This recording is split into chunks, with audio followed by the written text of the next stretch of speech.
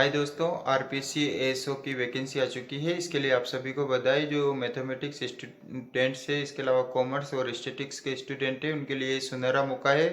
203 पोस्टें आई है। 2018 के बाद ये वैकेंसी आई है और बहुत अच्छी नौकरी है। नौकरी में भी लगने के बाद ज़्यादा हेडेक नहीं है और आप जो भी आपका होम डिस्ट्रिक्ट है वहाँ पे आप अपना पोस्टिंग ले सकते हो। इसके अंदर तो आप जी तोड़ के मेहनत करिए, यही मेरी आशा है आप लोगों से। तो आरपीसी की जो साइट पे जो नोटिफिकेशन दिया हुआ है, उस नोटिफिकेशन में क्या है इस पे हम डिस्कस करेंगे।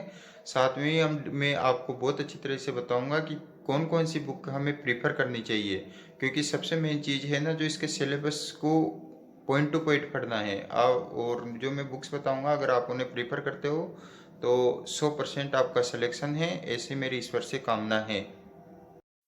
तो दोस्तों, हमारी आरपीएससी का नोटिफिकेशन है। इसके अनुसार हमारे नॉन टीएसपी क्षेत्र में 203 पोस्ट है और जो इसमें एज वगैरह के बारे में आपको दिया हुआ है। आप इसमें कैटेगरी वाइज आपको पोस्टें भी दी हुई है आरपीएससी के अंदर।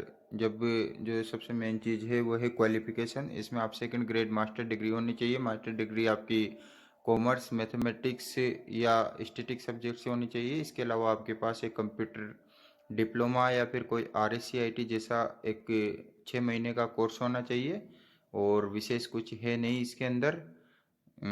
इसके बाद ये एज रिलैक्सेशन है। OBC SC ST के लिए अलग अलग एज रिलैक्सेशन होता है।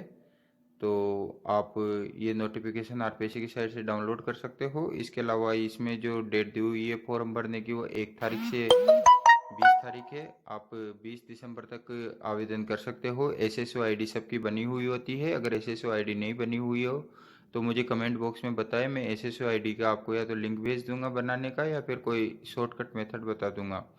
इसके अलावा इसमें जो पे बैंड होता है वो 4200 ग्रेड पे का होता है। 4200 ग्रेड पे सेकंड ग्रेड कहलाता है। सेकंड ग्रेड में 4200 ग्रेड पे में जब प्रोबेशन ख़त्म हो जाता है तो यूँ मान के चलिए दोस्तों कि आपका जो पैसा है ज़्यादा नहीं तो आपको 56 से 57, 50 से 55 हज़ार तो नॉर्मली मिल जाता है 4200 ग्रेड पे वालों को।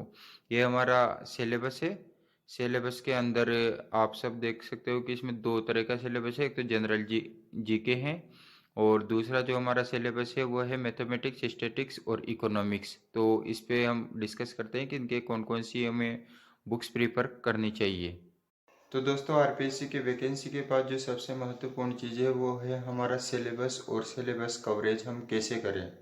सिलेबस कवरेज के लिए इसमें मैं कुछ बुक्स बताऊंगा। अगर आप उन बुक्स को फॉलो करते हो तो मुझे पूर्ण यकीन है कि आपका सिलेक्शन 100% हो जाएगा। इसमें देखिए, दो हमारे सब्जेक्ट है। एक तो जनरल स्टडीज है यानी जीके हैं, और दूसरी चीज़ है जो मैथमेटिक्स, इकोनॉमिक्स और स्टैटिक्स है।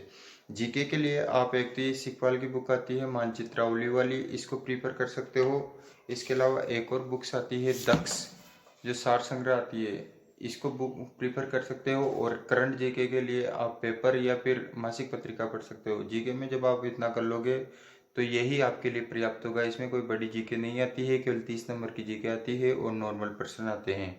दूसरी चीज़, हमारा जो स्टैटिक्स का सिलेबस है, स्टैटिक्स के सिलेबस के लिए मैं आपको दो बुक्स पर बताऊंगा। अगर उन दो बुक्स की आप गहन स्टडी कर लेते हो तो मुझे लगता है कि स्टैटिक्स के क्वेश्चन इससे बाहर नहीं आने वाले। जो पहली बुक्स है मेरे पास वह ये है BL अग्रवाल की बेसिक स्टैटिक्स बुक्स। एक इसके अंदर हमें सारी थ्योरी दी हुई होती है। एक थ्योरी के बाद में हमारे पास जो सबसे महत्वपूर्ण चीज़ है स्टैटिक्स के अंदर, थ्योरी पढ़ने के बाद जो किस टाइप के क्वेश्चन होते हैं और उनको कैसे सोल्व किया जाता है, इसका सॉल्यूशन भी हमें पता होना चाहिए। तो सॉल्यूशन के साथ में ये एक और बुक आती है जो ग्रीन सी कलर में आती है। इसका नाम है स्टैटिक्स क्वेश्चन एंड आंसर।